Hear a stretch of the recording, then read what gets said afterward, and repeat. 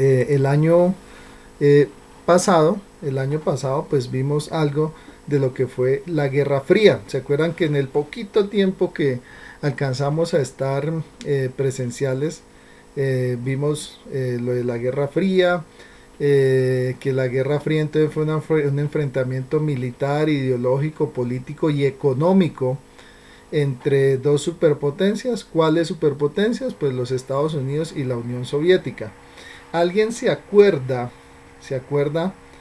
después de qué evento histórico es que se da inicio a la llamada Guerra Fría? ¿Alguien se acuerda?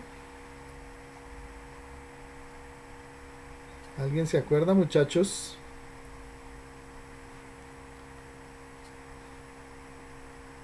Daniel, Saraí, Laura, Marisol, Valentina. ¿Ninguno se acuerda? Después de qué periodo histórico. Tras de finalizar la Segunda Guerra Mundial. Eso, muy bien. Después de terminada la Segunda Guerra Mundial. Entonces, terminada la Segunda Guerra Mundial, eh, surge en el escenario mundial una nueva superpotencia. O sea, hasta ese entonces, eh, perdón, la única superpotencia que existía en el mundo eran los Estados Unidos, pero como lo dice Valentina, terminada entonces la Segunda Guerra Mundial, eh, entra en el escenario la Unión Soviética. Y pues ahí hay, como dice, el choque de dos grandes bloques. ¿Por qué? Porque acuérdense que mientras los Estados Unidos era capitalista, ¿sí? Y utilizaba el modelo de la democracia occidental, la Unión Soviética tenía un modelo económico y político comunista, ¿sí?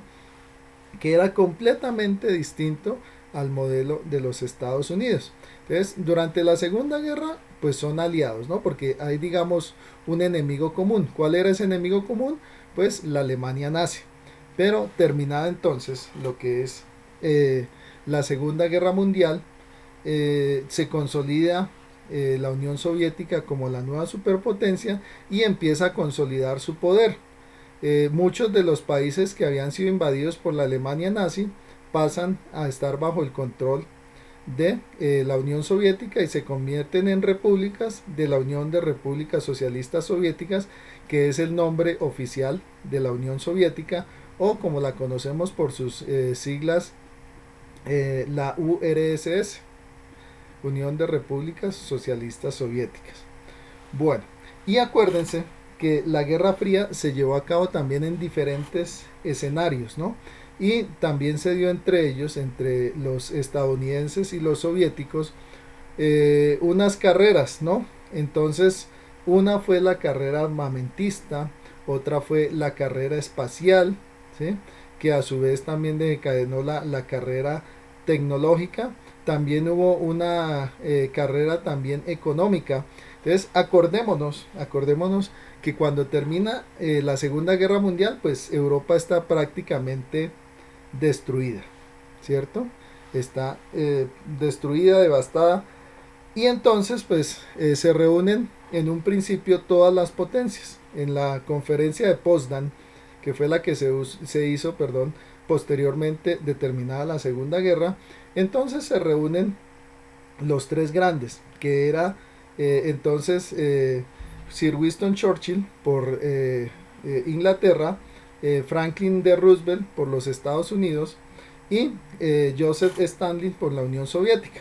En un principio, pues ellos buscan pues llegar a un acuerdo sobre la reconstrucción de la Europa devastada por la guerra, pero la Unión Soviética, en cabeza de Joseph Stalin, decide salirse del acuerdo, ¿sí?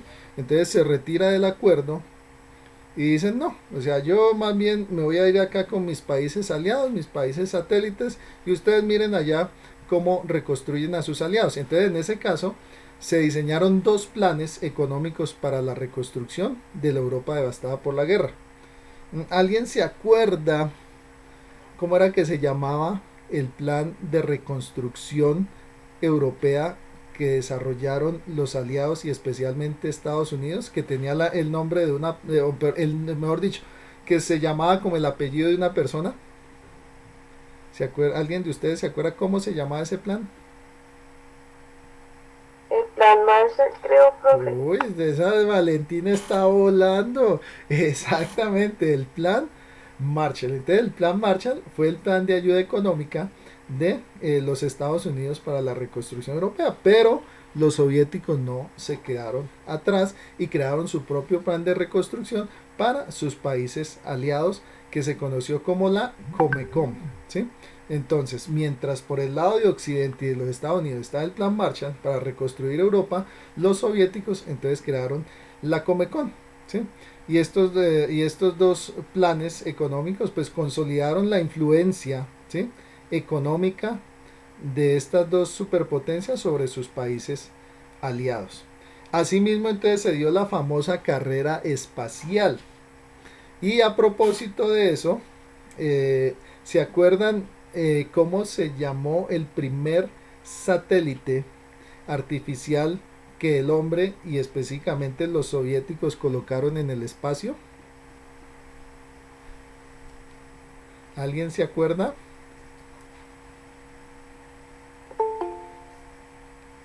¿Alguien se acuerda? ¿Se acuerda?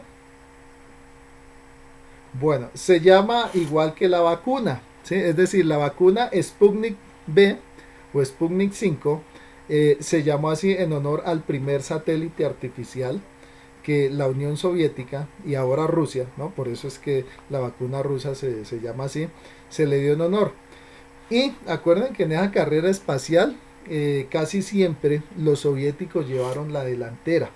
Acordémonos que el primer satélite artificial lanzado al espacio fue de los soviéticos. El primer ser vivo.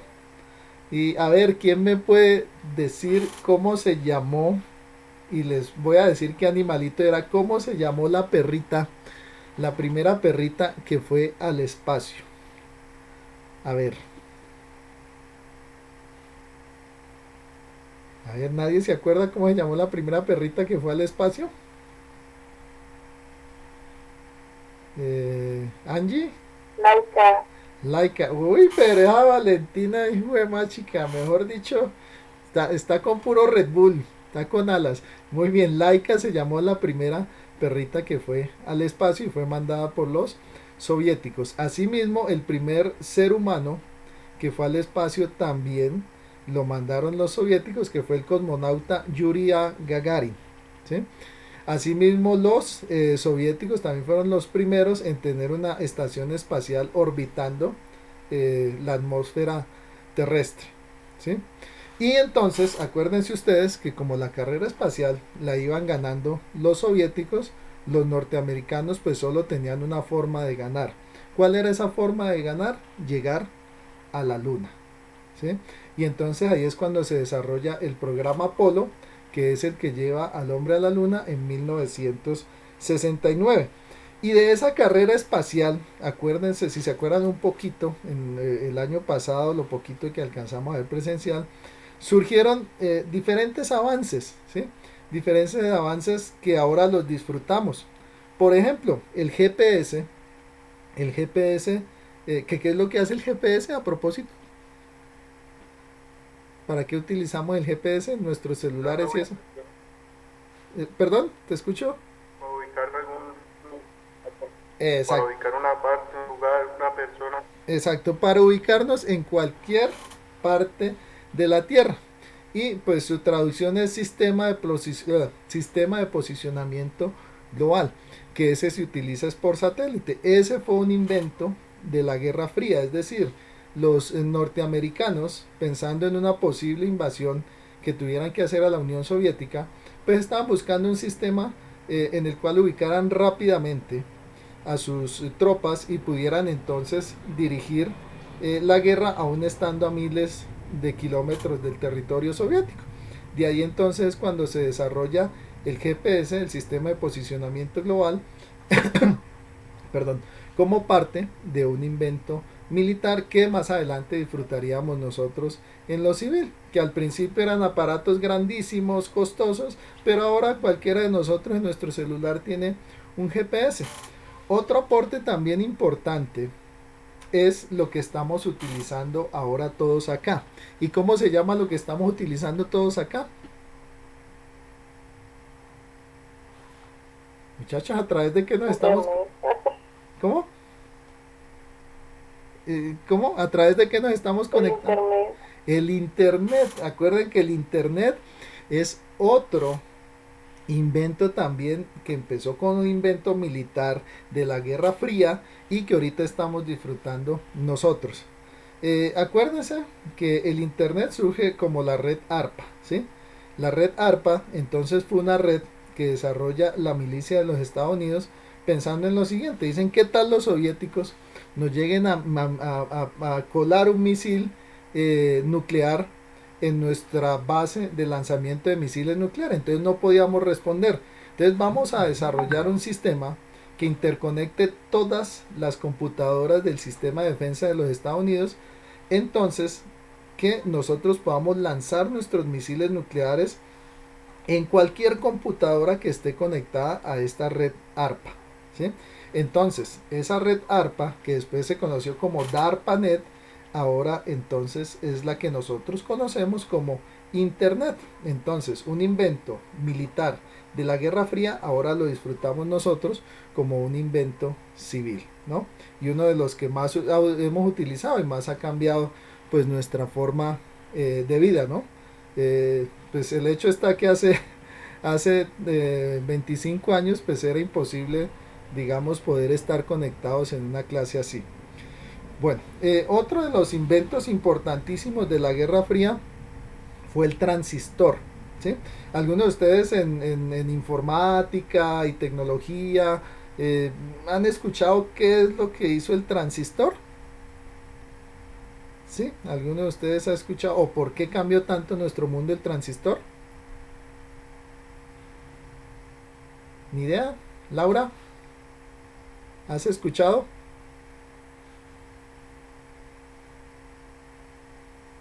Eh, ¿Nadie?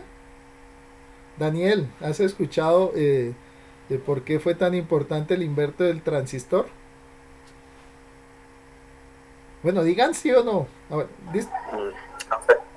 No, señor, pero ah, creo que es bueno, un eso. dispositivo eléctrico, ¿no? Hábleme porque a veces como que pienso que estoy hablando solo. Si no, digan no sabemos. Listo, perfecto. Bueno, el transistor fue un invento también de la Guerra Fría. Y me remito entonces a lo que les hablaba cuando los Estados Unidos piensan mandar el hombre a la luna. Resulta que para esa época las computadoras eran una vaina enorme, ¿sí? Es decir, una computadora promedio, mejor dicho, tenía el tamaño de un cuarto, ¿sí? Y en algunos casos, si era una supercomputadora, pues tenía el tamaño casi que de una casa pequeña. Entonces, pues la idea era que ellos necesitaban una computadora que dirigiera el cohete Saturno 5 hacia la luna, pero obviamente no podían meter una computadora que tenía el tamaño de un cuarto en ese cohete. Ahí es como a principios de los 50 surge el invento del transistor, que transformó todo lo que conocemos de la electrónica y la informática. ¿Por qué? Sencillito. Si ustedes si ustedes alguna vez en alguna de las casas de sus abuelos tuvieron un televisor de esos viejitos, ¿se acuerdan que esos televisores tenían el tamaño prácticamente de un mueble, de una mesita grande? Y si ustedes alguna vez fueron curiosos y miraron por detrás, se dieron cuenta que eso estaba lleno de un poconón de tubos grandes que parecían como bombillas, que se conocían como los tubos de vacío o los tubos catódicos.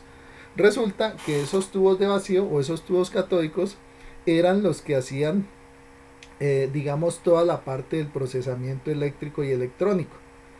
Por eso es que las computadoras eran extremadamente enormes en un principio, porque estaban llenas de esos tubos de vacío, esos tubos catódicos que las hacían extremadamente grandes y extremadamente pesadas.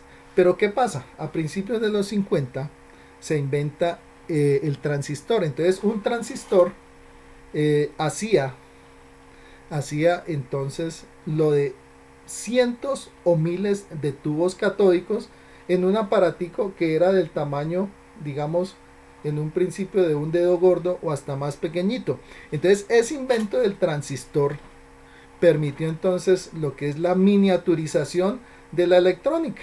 Entonces ya no teníamos computadoras que eran del tamaño de un cuarto o de una casa pequeña, sino teníamos computadoras que eran de un tamaño de un escritorio. Bueno, que para nosotros en esta época pues siguen siendo grandes, pero que en aquella época eran un avance gigantesco y que también entonces permitieron que esa computadora se acoplara al módulo lunar y permitiera que el hombre llegara a la luna. Y es más, todo lo que tenemos ahora de los portátiles, los smartphones, viene gracias a ese invento del transistor, porque los transistores siguen siendo la base de la electrónica y cada vez son más pequeños y cada vez tienen mucho más poder de procesamiento. ¿Sí? Entonces, hasta ahí me he hecho entender.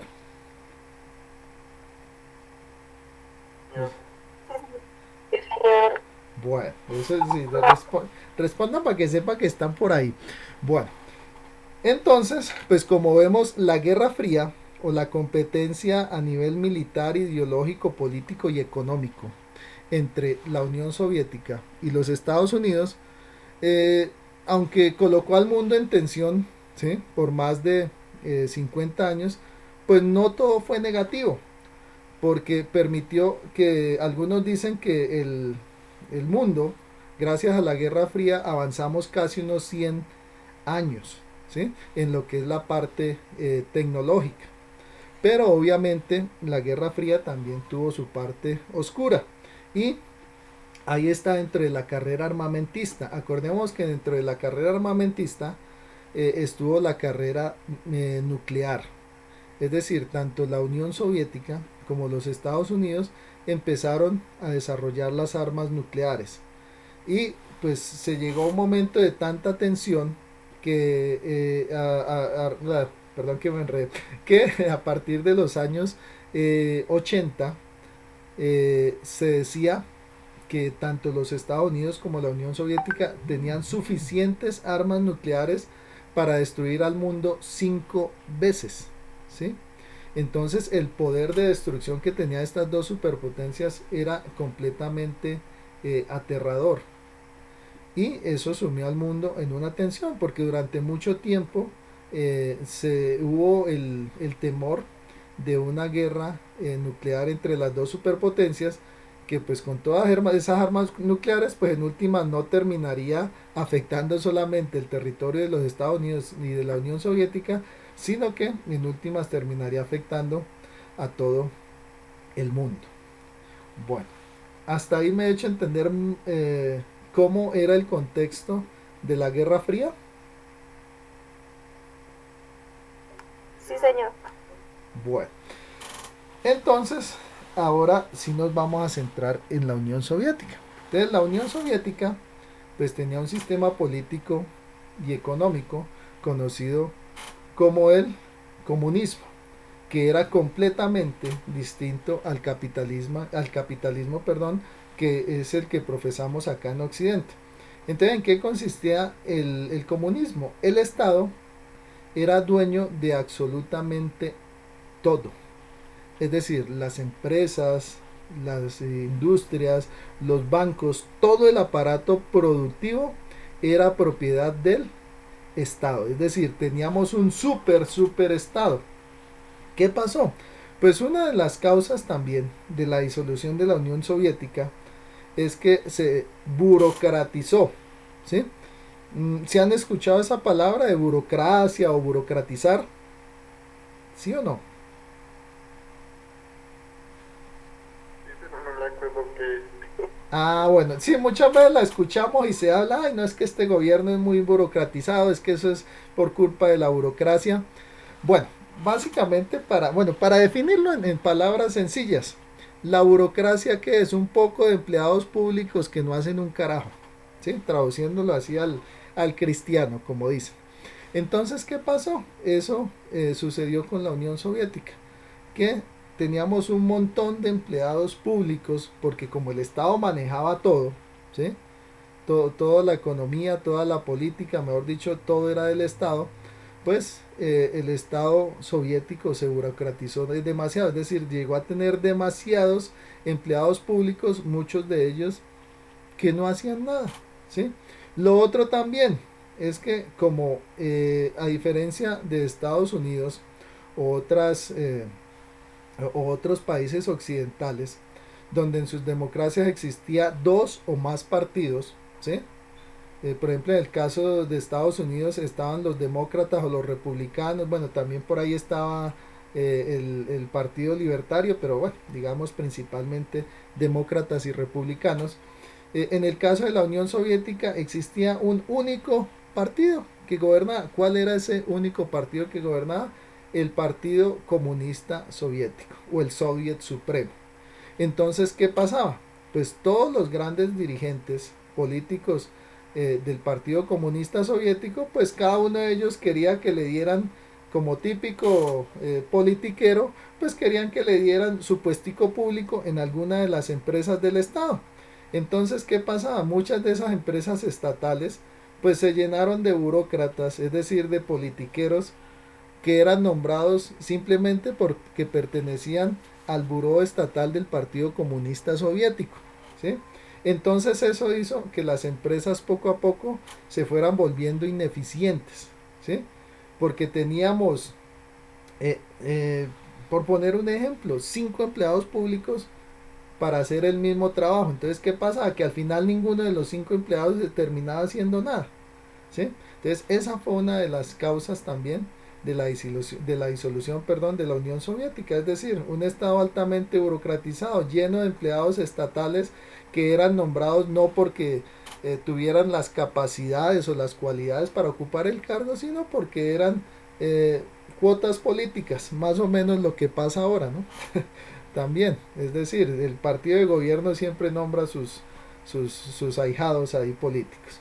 Bueno, otra de las causas también de la disolución de la Unión Soviética, pues fue también el férreo control que tenía o que ejercía la Unión Soviética sobre sus repúblicas. Acuérdense que pues, la URSS significa Unión de Repúblicas Socialistas Soviéticas. Entonces, ¿qué pasaba? Todo, absolutamente todos los aspectos de sus repúblicas eran manejados desde el Estado central en Moscú. Es decir, Moscú determinaba qué se hacía, qué no se hacía y cómo se manejaba la política y la economía de cada una de las repúblicas pertenecientes a la Unión Soviética. Entonces, eso también fue generando descontento porque prácticamente ninguna de las repúblicas soviéticas podía hacer nada o tomar ninguna decisión sin consultarlo primero al gobierno central de Moscú, ¿sí?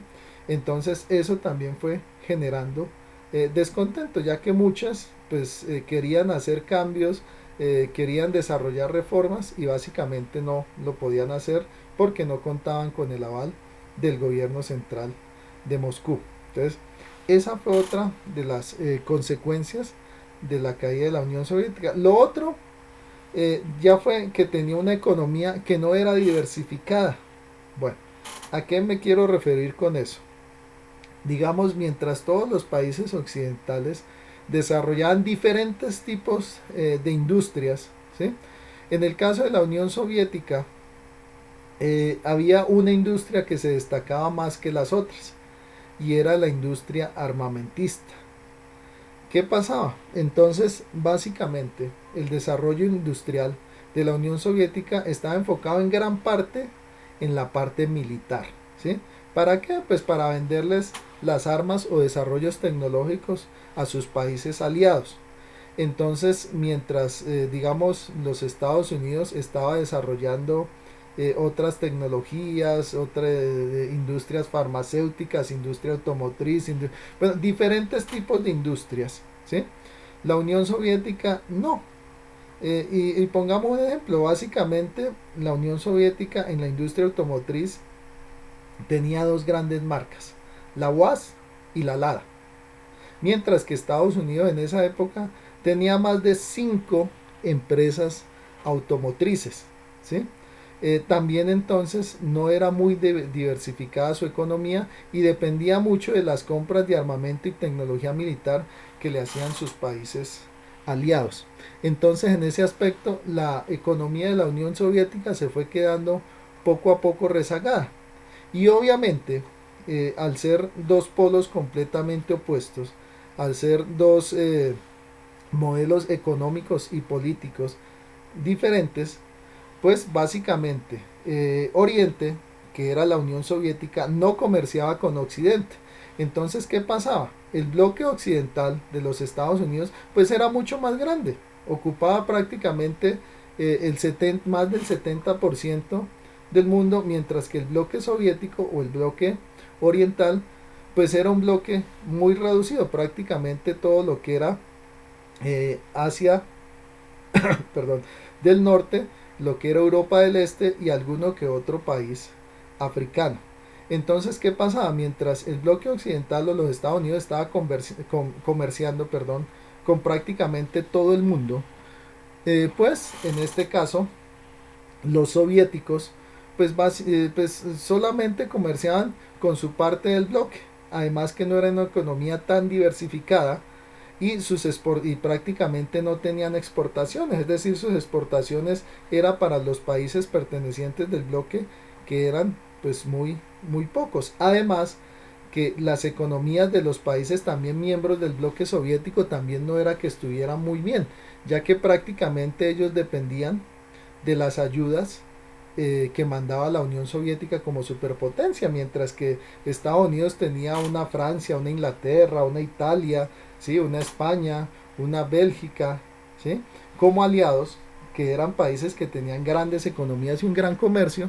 Los países del bloque soviético eran países que tenían muy poco desarrollo económico. Entonces esto poco a poco fue también causando una crisis económica, porque el mundo cambió, el mundo se globalizó. ¿Se acuerdan que el año pasado veíamos algo acerca de la globalización? Es decir, un mercado mundial, ¿sí? Un mundo que está interconectado como lo tenemos ahora. Pues, ¿qué pasaba? Que la Unión Soviética no se pudo adaptar a esos cambios tecnológicos, no se pudo adaptar a ese mundo globalizado.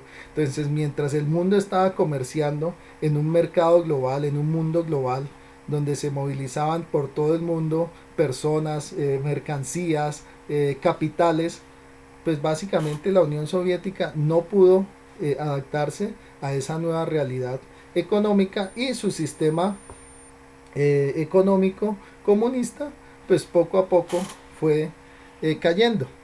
También por lo mismo que les decía, porque como el Estado tenía el control de todas las empresas, pues eran empresas que eran extremadamente ineficientes.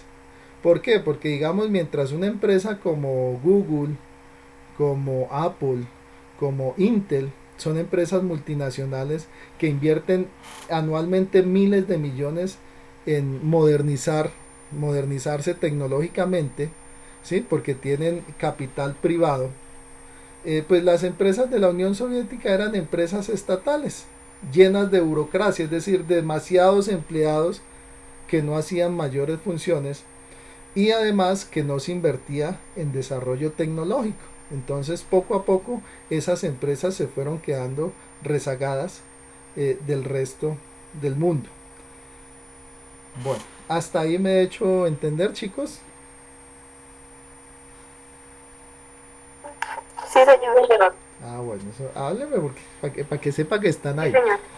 Bueno, y lo otro importante es que a principios de la década de los 80 pasan muchos acontecimientos históricos en el mundo, ¿sí? Que terminan también por debilitar la Unión Soviética. Creo que con ustedes alcanzamos a hablar del muro de Berlín, ¿sí? ¿Alguien se acuerda qué fue el muro de Berlín? ¿Sí se acuerdan o no se acuerdan? Digan sí o no, para yo saber. Bueno, listo. Bueno, el muro de Berlín fue prácticamente lo más icónico de la Guerra Fría. Acordémonos que cuando termina la Segunda Guerra Mundial, Alemania queda dividida en dos. Alemania Oriental, que quedó bajo el control de la Unión Soviética, y Alemania Occidental, que quedó bajo el control de los Estados Unidos. ¿Qué pasa? Acuérdense que, bueno, no saben, entonces no se acuerdan, pero entonces yo les digo.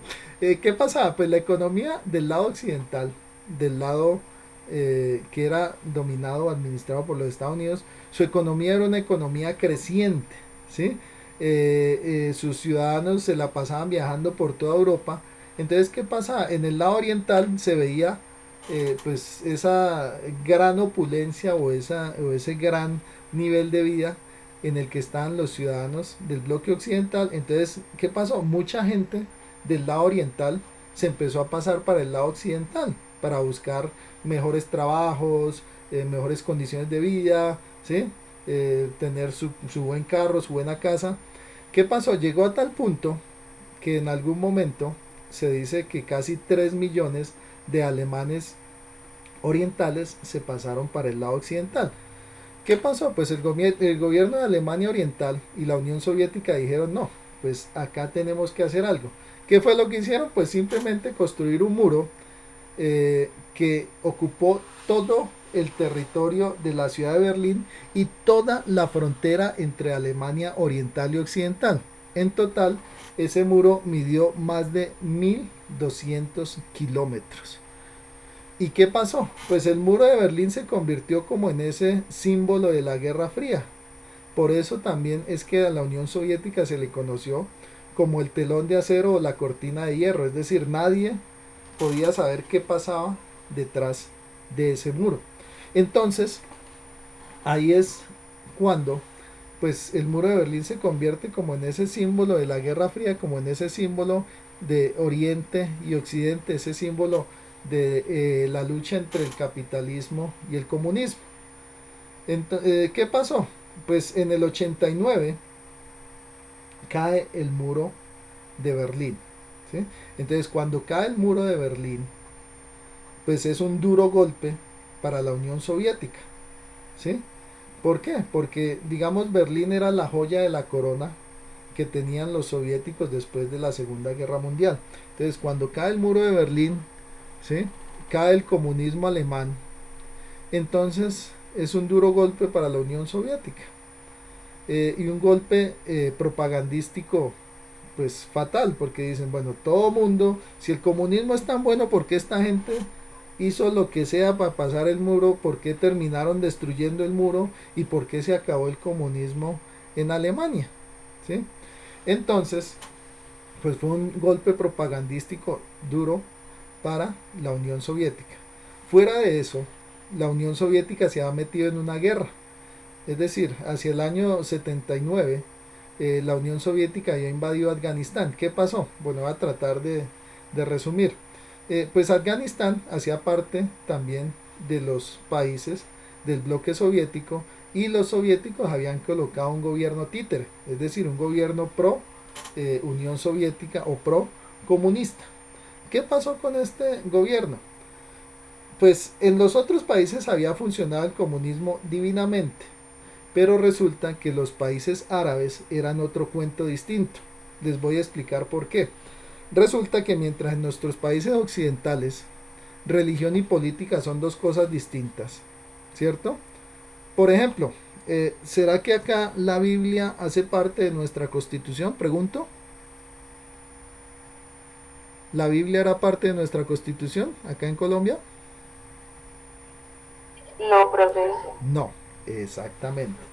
¿Qué pasa? En los países árabes es todo lo contrario, es decir, el Corán, que es el libro sagrado, es la base de toda la política. Entonces, para ellos, el Corán es como si fuera su constitución.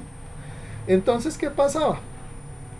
Pues cuando llegaron estas reformas soviéticas, ¿sí? Donde se hablaba que todo pasaba a ser del Estado. Bueno, teóricamente todo era de todos, ¿no? O sea, pues eso es lo que dice el comunismo teóricamente, pero realmente todo era del Estado, ¿sí? Que debería haber igualdad entre los ciudadanos y en esa igualdad involucrada también la igualdad entre hombres y mujeres.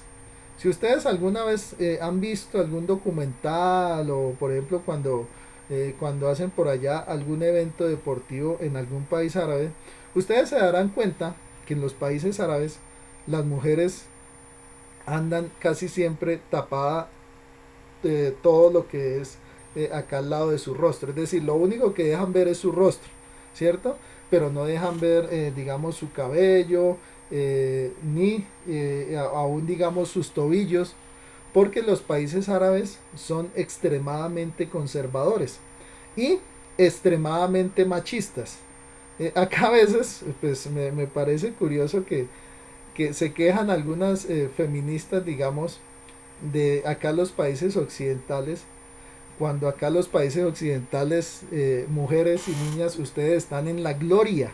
Si ustedes estuvieran en un país árabe, ustedes no tendrían el más mínimo derecho. Por ejemplo, en Emiratos Árabes, que es uno de los países entre comillas más modernos de los países árabes, una mujer no puede salir a la calle si no está acompañada de un hombre. Y ese hombre tiene que ser o su papá, o su esposo, o su hermano, o su hijo, ¿sí? De resto no está bien visto que una mujer salga a la calle sin la compañía de un hombre. Además tienen que utilizar obligatoriamente, eso se llama la burka. Ellos tienen que utilizar la burka. Y dependiendo del país, pues hay unos más extremos, ¿no? O sea, digamos, uno ve lo de Emiratos Árabes y bueno, solamente, digamos, es aquí tapada lo que es el cabello y se deja ver la cara y ya se pueden maquillar. Pero, por ejemplo, en Irán o en otros países más conservadores, se les pide a las mujeres que tapen aún su rostro, es decir, lo único que se les puede ver es sus ojos. Bueno, entonces, ¿a qué voy? Pues, ¿qué pasó? Cuando llegó el gobierno comunista a Afganistán, pues, ¿qué pasó? Se permitió entonces que las mujeres, o sea, como había igualdad entre hombres y mujeres, entonces se permitió que las mujeres pudieran entonces maquillarse, pudieran no utilizar la burka, pudieran entonces utilizar minifalda, pudieran estudiar. Pues ¿qué pasó? Pues a los líderes religiosos de Afganistán, pues esto simplemente no les gustó, ¿sí? No les gustó, y entonces se inició una rebelión, porque como les decía, a diferencia de los países occidentales donde religión y política son distintos, en el caso de los países árabes o musulmanes, ¿sí? Religión y política son lo mismo. Entonces dijeron los líderes religiosos, no, acá están yendo en contra del Islam, del sagrado Islam, del sagrado Corán. Entonces eso fue creado un descontento dentro de la población y se fueron creando algunos grupos radicales. En ese caso se conocieron como los mujahidines, que traducido quiere decir los soldados de Dios, ¿sí? O en este caso los soldados de Alá, que es como los musulmanes llaman a su Dios. Entonces este grupo de mujahidines se enfrentó al gobierno comunista de Afganistán y pues cuando la Unión Soviética vio que la vaina se le estaba saliendo de las manos, que iba a perder una de las joyas de su corona, porque resulta que por Afganistán pasaba uno de los principales gasoductos, ¿sí? De lo que es Asia. Entonces pues ellos decidieron intervenir militarmente. Resulta que fue uno de los mayores errores que pudo cometer la Unión Soviética. ¿Por qué? Porque resulta que Afganistán se convirtió para los soviéticos lo que Vietnam se convirtió para los gringos. ¿Se acuerdan por qué el Vietnam o la guerra del Vietnam es tan conocida tristemente para los gringos? ¿Se acuerdan por qué?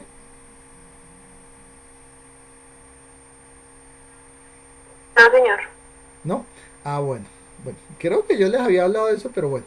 Resulta que Vietnam es la única guerra que han perdido los estadounidenses en toda su historia militar, ¿sí?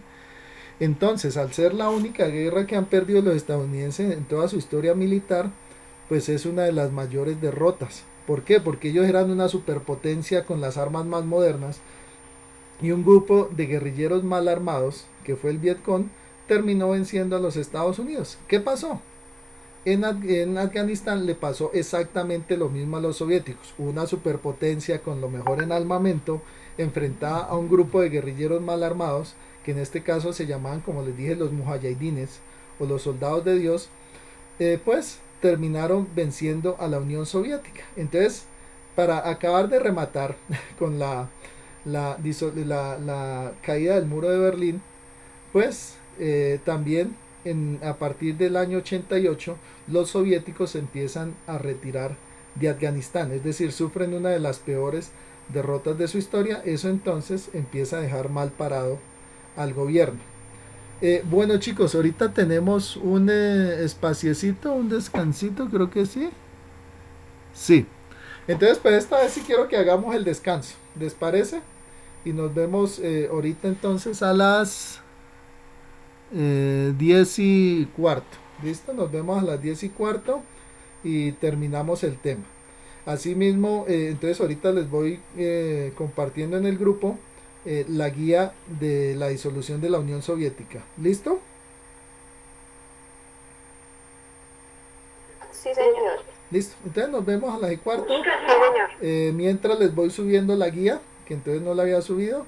Y también para que la vayan mirando, nos vemos entonces ahorita a las 10:15. ¿Listo, muchachos?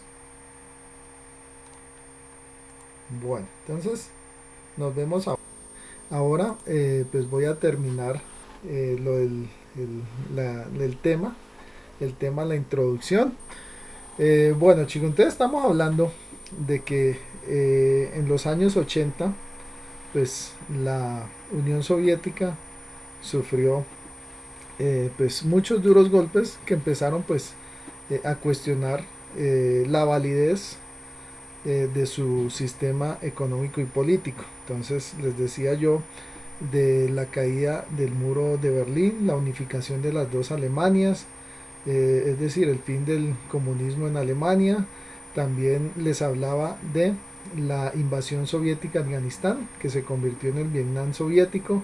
Pues todos estos acontecimientos pues terminaron debilitando el sistema de la Unión Soviética, además de lo que ya hablábamos, una economía que no se adaptó a la nueva realidad de un mundo globalizado, un estado altamente burocratizado. Bueno, muchachos, entonces aquí surge un líder a finales de los años 80 que es prácticamente quien propicia la disolución de la Unión Soviética. Este líder entonces es Mikhail Gorbachev.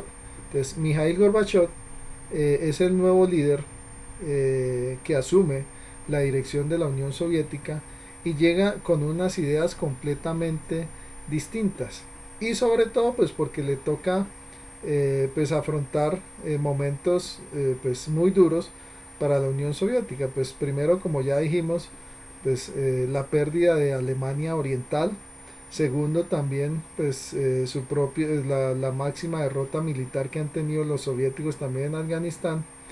Entonces pues Mikhail Gorbachev inicia con dos políticas, la Glasnost y la Perestroika.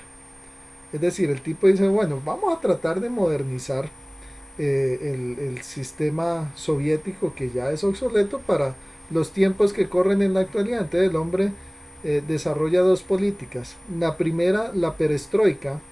Entonces el hombre dice, bueno, vamos a aperturar nuestra economía a los productos del mundo, ¿sí? Entonces, un dato curioso, cuando se da la perestroika, ¿sí? En el año 89, pasa algo que nunca había pasado en la Unión Soviética, que ¿qué es? Por primera vez llega la Coca-Cola, por primera vez llega un McDonald's. Es decir, eran cadenas que todo el mundo las conocía, pero que en la Unión Soviética simplemente pues no se tenían, porque como les decía, pues todas las empresas eran propiedad del Estado y no existía la empresa privada. Entonces empiezan a llegar las grandes multinacionales a la Unión Soviética, la gente se vuelve loca, ¿sí? Yo afortunadamente pues estaba niño, pero alcancé a vivir esa época. Entonces uno veía, por ejemplo, en las noticias como miles de personas haciendo cola para entrar a un McDonald's, ¿sí? O sea, que eso era algo loco para la época, ¿sí? Y pues eso hizo también que las empresas soviéticas pues terminaran de rematarse, porque obviamente unas empresas que no eran modernizadas, unas empresas burocratizadas, pues no tenían cómo competir con las empresas occidentales. La segunda política que implementa Mikhail Gorbachev es la Glasnost, que era una mayor apertura política. Y empezando por qué. Pues lo primero que hace él es empezar a decir la verdad de la invasión soviética a Afganistán.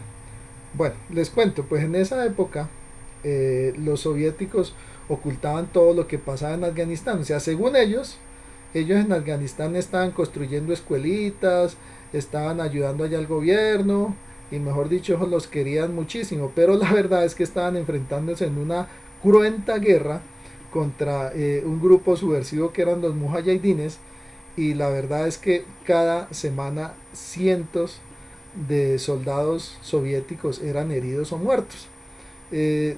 Resulta que cuando moría un soldado, pues le traían el cuerpo a la familia, lo enterraban y le decían, bueno, coma calladita, no diga que su hijo se murió por allá en Afganistán, usted no sabe nada. Entonces lo primero que hizo Mikhail Gorbachev con su política de la Glasnost, es decir, de una mayor apertura política y empezar a desclasificar tanto secretismo que manejaba, fue empezar a hablar de la invasión soviética en Afganistán, ¿sí? Hablar de que realmente se estaba haciendo una intervención militar, que ese cuento de que estaban construyendo escuelitas, de que estaban ayudando no era puro cuento, ¿sí? Que era una cruenta guerra que les costó más de 16.000 soldados soviéticos, murieron y casi unos 150.000 heridos. Entonces empezó con eso, que lógicamente la gente empezó a disgustarse de su gobierno. Pues el gobierno soviético nos ha mentido durante años, ¿sí? Nos ha ocultado la verdad durante años, ellos manipulan la información, ¿sí? Ellos tienen sus medios de comunicación del gobierno y no se nos ha dicho la verdad.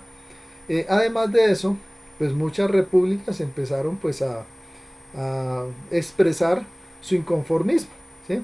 Entonces la Glasnost también consistía en que a esas repúblicas se les daba la opción de elegir, que fue el mayor error que pudo cometer la Unión Soviética. ¿Por qué? Porque lógicamente la gran mayoría de las repúblicas pues decidieron, hombre, nosotros no vamos a seguir estando en la Unión Soviética, no vamos a seguir estando en el bloque soviético, nos queremos independizar. Entonces en últimas esas dos políticas de Gorbachev terminaron poniéndole fin al comunismo soviético. Bueno chicos, ahora vamos a ver un video ya para terminar. Es un video no muy largo, dura unos 17 minutos, para que entonces ustedes vayan complementando la guía, que ya entonces se las pasé en el grupo. Entonces por favor descárguenla. Más adelante entonces la subo también en el grupo de Facebook.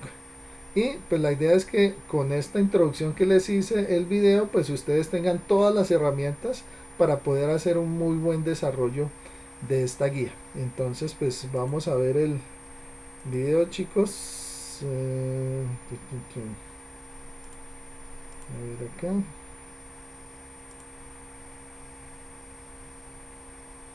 Bueno, me va a tocar es pantalla completa porque siempre tengo el mismo bendito problema, que no puedo coger la pestaña de... Bueno, entonces voy a poner pantalla completa.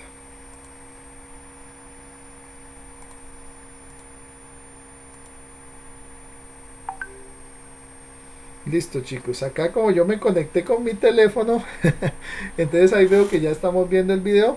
Entonces listo muchachos, vamos a escuchar el video y después si hay preguntas las recibo. ¿Listo? ¿Entendido?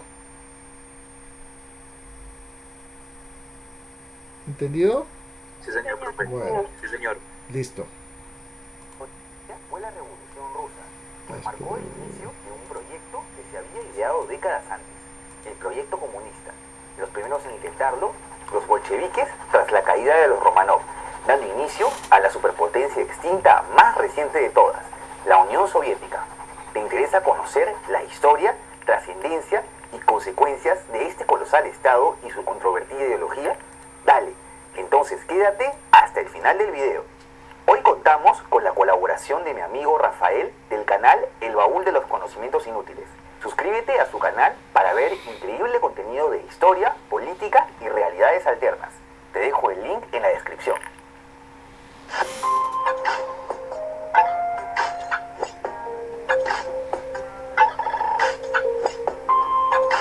Nos remontamos al año 1917. El Imperio Ruso, al mando de Nicolás II de la Casa de los Romanov, estaba en ese momento recibiendo una contundente derrota en el frente oriental durante la Primera Guerra Mundial. Importante resaltar que Nicolás dirigía el estado más extenso de la época, que abarcaba desde Europa Oriental hasta la Siberia, llegando al Océano Pacífico. A pesar de su colosal territorio, Rusia se había quedado relegada con respecto a las potencias europeas. No solo su población sufría de hambre y estaba arrastrada a una cruenta guerra, sino que no contaba con el poderío militar suficiente para hacer frente a las potencias centrales. Como te imaginarás, un pueblo famélico y obligado a entregar su vida en una complicada guerra es un pueblo iracundo. Y esto viene de la mano con el ascenso de una controversial ideología que se iba poniendo de moda en el continente, el socialismo, y como toda ideología, sería acogida en ciertos partidos políticos. En el caso de Rusia, el Partido Obrero Socialdemócrata, posteriormente conocido como el Partido Bolchevique, cuyo líder fue el recordado Vladimir Lenin. Importante resaltar que estos sentimientos revolucionarios venían creciendo a pesar que el régimen de Nicolás II había cedido al establecer la primera constitución rusa y una asamblea conocida como la Duma Imperial luego de la revolución de 1905. Sí, nada de esto fue suficiente. Regresando a 1917 y con todo lo anterior, estalla la Revolución de Febrero en Petrogrado, actual San Petersburgo, en la que se consigue derrocar al zar Nicolás y el poder queda dividido. Por un lado, un gobierno provisional que quería instaurar una democracia liberal y que estaba conformado por políticos liberales y socialistas moderados que pretendían volver a la guerra con sus antiguos aliados. Por el otro, los soviets, que eran consejos de representación de la clase obrera de ideología socialista radical dispersos por todo el país. El más importante de ellos, el Soviet de Petrogrado, cuyo líder más recordado fue León Trotsky. Estos soviets estuvieron en su mayoría dirigidos por integrantes del Partido Bolchevique. Sí, una ideología que se jactaba de velar por los intereses de la gran mayoría obrera iba ganando más poder. Ante el distanciamiento entre los nuevos focos de poder, la revolución vuelve a estallar en octubre del mismo año, como un enfrentamiento entre ambas facciones. El Soviet de Petrogrado, de la mano del partido bolchevique, logra derrocar al gobierno provisional. Los disidentes de la revolución bolchevique se agrupan en el ejército blanco, enfrentándose al ejército rojo. La guerra civil rusa había comenzado. Es importante resaltar que el Imperio ruso se dividió en 36 estados según las diversas etnicidades del imperio como tal. Estos estados fueron los predecesores de las repúblicas socialistas que han dado origen a los países actuales, así como de las otras 22 repúblicas que aún se mantienen como sujetos generales de la actual Federación Rusa. En fin, esta cruenta guerra que se extendió a todos los territorios del antiguo Imperio ruso cobró un saldo de entre 3 y 5 millones de muertos. Ambos bandos tuvieron aliados temporales. El ejército rojo, los soviets de cada una de las repúblicas tras el disuelto Imperio ruso y que iban formando algunas repúblicas soviéticas, mientras que los blancos tuvieron apoyo de la intervención aliada y de los gobiernos separatistas. Hablando de separatismo, algunos países intentaron librar sus propias guerras de independencia, entre las que destaca Polonia, quien logra derrocar a la República Soviética de Rusia y declarar la Segunda República Polaca. Otros países que consiguen su independencia son Finlandia, Letonia, Lituania y Estonia. Los bolcheviques, por su parte, logran la victoria en Rusia, Ucrania, Bielorrusia, el Cáucaso y en Asia Central. En 1922, 4 de las repúblicas soviéticas, Rusia, Transcaucasia, Ucrania y Bielorrusia, firman el Tratado de la Creación de la URSS, conformados por el Congreso Supremo de los Soviets. La Unión Soviética había nacido. La guerra se extendería hasta 1923 con la derrota final del Ejército Blanco. La Unión Soviética se consolida y anexa todos los territorios que no consiguieron su independencia, es decir, todo menos los países más occidentales. Lenin, principal figura de la revolución, moriría en 1924 luego de intentar reestructurar la industria y la economía. Su legado trascendería por medio de diversas escuelas de pensamiento y con el inicio del proyecto comunista en la URSS. Desde 1922 había subido en escena otro hombre clave, el georgiano Iosif Vissarionovich Djugashvili, más conocido como Stalin. Este recordado personaje había escalado en política hasta conseguir el puesto del secretario del Partido Comunista de la Unión Soviética, sucesor del Partido Bolchevique. Y es que Stalin gozaba de tal habilidad política que poco a poco hizo que su propio cargo vaya obteniendo más poder desde la muerte de Lenin, lo que incluyó la represión a sus opositores dentro del Partido Comunista, como fue el caso de Trotsky, a quien mandó al exilio hasta asesinarlo en México en 1940. Y es que la represión dentro de la URSS no se limitó a los rivales políticos, sino también a todos los ciudadanos opositores del régimen socialista, mediante la creación de los famosos gulag, que se extendieron por todo el país. Estos campos de trabajos forzados son recordados por los horrores que vivieron los prisioneros, quienes sufrieron graves violaciones a los derechos humanos. El número de muertos entre 1930 y 1956 se estima en más de 1.5 millones. En cuanto a las reformas económicas, se basaron en planes quinquenales basados en la teoría de las fuerzas productivas y que ayudaron al desarrollo de la industria, con lo que se consiguió la industrialización del país, llevándolo a convertirse en una potencia militar. Estos planes estaban basados en ideas socialistas tales como una fuerte intervención del Estado en la economía y la limitación de la propiedad privada, en favor que el Estado posea los medios de producción. En cuanto a política internacional, se formó un sentimiento anticapitalista, aunque la principal ideología rival fue el ascendente nazismo, lo que se ve plasmado en el apoyo soviético durante la Guerra Civil Española al bando republicano. A pesar de lo anterior, la Unión Soviética firma un pacto de no agresión con la Alemania nazi, el Ribbentrop-Molotov. Sí, llegamos a las vísperas de la Segunda Guerra Mundial, en un momento en que los bandos ya estaban armados y las tensiones en el viejo continente alcanzaban su máximo esplendor. Los intereses soviéticos, la expansión por sus territorios perdidos, el acuerdo con Alemania, repartirse con Polonia, mientras que Estonia, Letonia y Finlandia caerían bajo la influencia soviética. Y así fue. Con la invasión de Polonia por ambos frentes, se da inicio a la Segunda Guerra Mundial. Luego de esta exitosa ocupación, la URSS intentó ocupar Finlandia tras el incidente de Mainila, dando inicio a la Guerra de Invierno. A pesar que con esta guerra la URSS consigue arrebatar cierto territorio finlandés, su reputación fue mermada, pues un país tan pequeño como Finlandia pudo repeler sus ataques y hacerle la guerra. Esto daría la confianza a Hitler, quien había conseguido constantes victorias en el frente occidental, para romper el pacto Ribbentrop-Molotov e invadir la Unión Soviética de Stalin, su rival comunista, con la Operación Barbarroja, iniciada en junio de 1941. El frente oriental de la Segunda Guerra Mundial se había activado. Este frente destaca por ser uno de los episodios más mortíferos de la guerra, con 8.5 millones de muertos del bando soviético y casi 3 millones en el bando alemán. También destaca la batalla de Stalingrado, considerada la batalla más sangrienta de la historia de la humanidad, con más de 2 millones de muertos, además de significar el punto de inflexión de la Alemania nazi al comenzar aquí su retroceso luego de haber ocupado gran parte del territorio soviético. Pero la estocada final de la Alemania nazi se daría con la batalla de Berlín, en la que los soviéticos llegan a invadir la capital alemana en mayo de 1945, sellando el fin de la Segunda Guerra Mundial en Europa, la recuperación de los países bálticos, el suicidio de Hitler, la caída del Tercer Reich y la división del territorio alemán en esferas de influencia occidental y soviética. Con el fin de la Segunda Guerra Mundial, y según lo establecido por Stalin con los líderes de los países aliados en la conferencia de Yalta, Europa sería dividida por el recordado telón de acero, dentro del que los países del este entran bajo influencia soviética.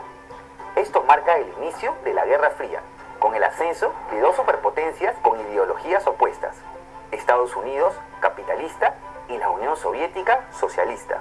Los primeros años de la Guerra Fría se caracterizaron por la ayuda soviética a los países del bloque del Este para la reconstrucción, a la par que los convertía en estados satélites.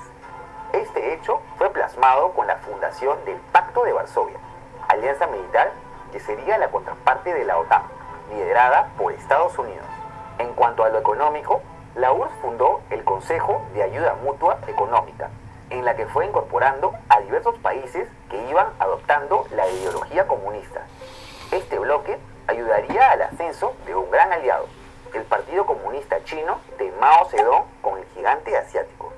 Stalin moriría en 1953, con lo que se da inicio al mandato de Nikita Khrushchev, uno de los dirigentes más recordados de la Guerra Fría. El nuevo gobernante tendría que enfrentar la ruptura diplomática con la China comunista debido a conflictos de intereses y interpretación del marxismo. Esto significó la rivalidad entre las dos naciones por la supremacía mundial del comunismo. Khrushchev también enfrentaría diversas guerras proxies, elemento clave durante la Guerra Fría, que eran conflictos indirectos con Estados Unidos en territorios extranjeros, en busca de seguir expandiendo su influencia.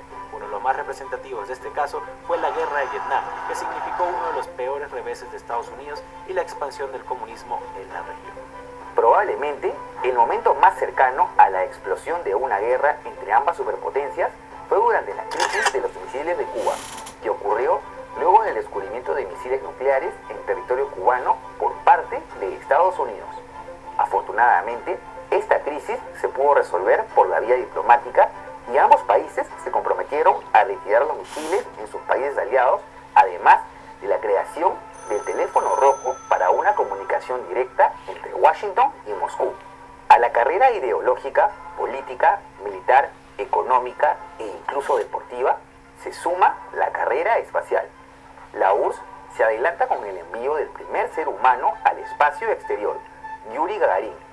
A pesar de estos avances, las reformas de Khrushchev en agricultura y administración fueron improductivas, por lo que sería forzado a dimitir en 1964. La siguiente figura al mando de la URSS sería Leonid Brezhnev, con el cual se comenzó un periodo conocido como el estancamiento brezhneviano, en el que ocurrió una notable desaceleración socioeconómica de la URSS, que se iba quedando relegada ante la prosperidad de los países capitalistas y el continuo crecimiento de la influencia estadounidense.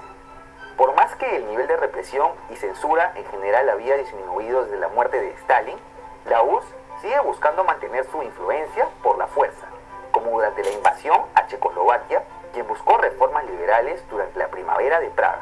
Ante tremenda desaceleración, Brezhnev inició un periodo de detente con Occidente, es decir, una reducción de tensiones con Estados Unidos por medio de acuerdos diplomáticos. También será recordado por aprobar la cuarta y última constitución de la URSS. A la muerte de Brezhnev en 1982, el estancamiento continuó durante los gobiernos sucesores de Yuri Andropov y Konstantin Shevchenko. Ya acercándonos al ocaso de la URSS, llega al poder un nuevo líder, Mikhail Gorbachev. Estamos en la década de los 80, cuando era cada vez más evidente el desmoronamiento de las estructuras económicas y políticas de la URSS. Por tal motivo, Gorbachev aplicó dos recordadas reformas en los ámbitos político y económico. Con la perestroika, la economía soviética sufrió una reforma que incentivó la liberalización de los precios, sí, escapando algo de la esencia socialista. Con el glasnost se buscó liberalizar el sistema político, así como mejorar la libertad de expresión. Con todo esto, el estalinismo comenzaba a ser fuertemente cuestionado por todo el país, pues la diferencia del desarrollo entre los países del este y oeste del telón de acero era sumamente notoria. A las desventuras de la URSS se suman acontecimientos tanto internos como externos que la siguen hundiendo. Internos como el incidente de Chernobyl, considerado el accidente nuclear más grave de la historia y que ocasionó que gran parte de la economía soviética se vaya en contrarrestar los catastróficos efectos de este desastre.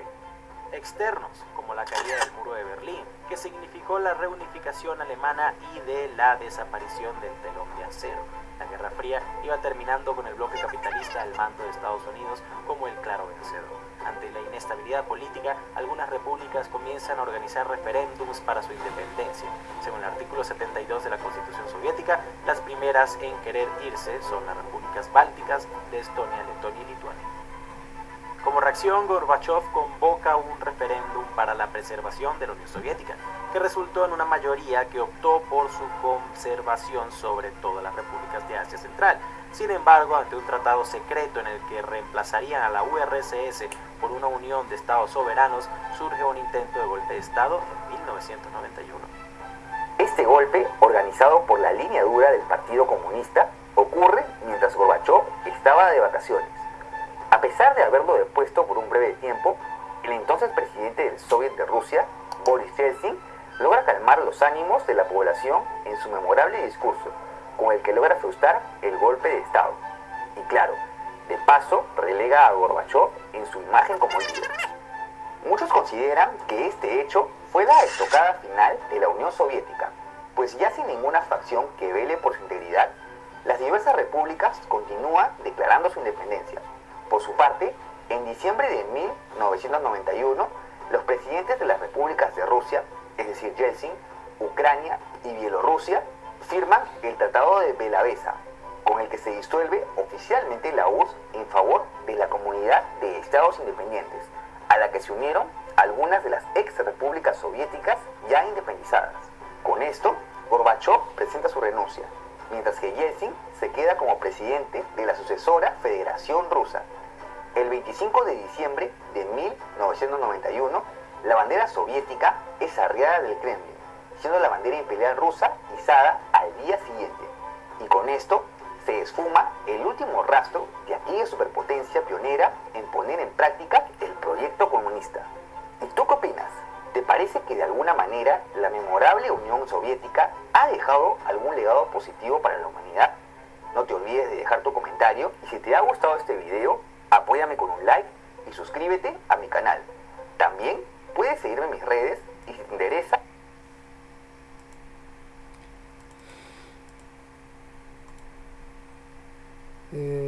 Listo, chicos, pues ese era el video para complementar el tema de la disolución de la Unión Soviética, que pues marcó un antes y un después de la historia de finales del siglo XX y principios del siglo XXI en el mundo, que puso fin a la Guerra Fría y que puso fin a un mundo bipolar, es decir, un mundo que se basaba en dos polos políticos, económicos e ideológicos completamente distintos. Chicos, ¿alguna pregunta, alguna duda que tengan? La recibo con gusto. No, señor. No, señor. Bueno, No, señor. listo, chicos, entonces así damos por terminado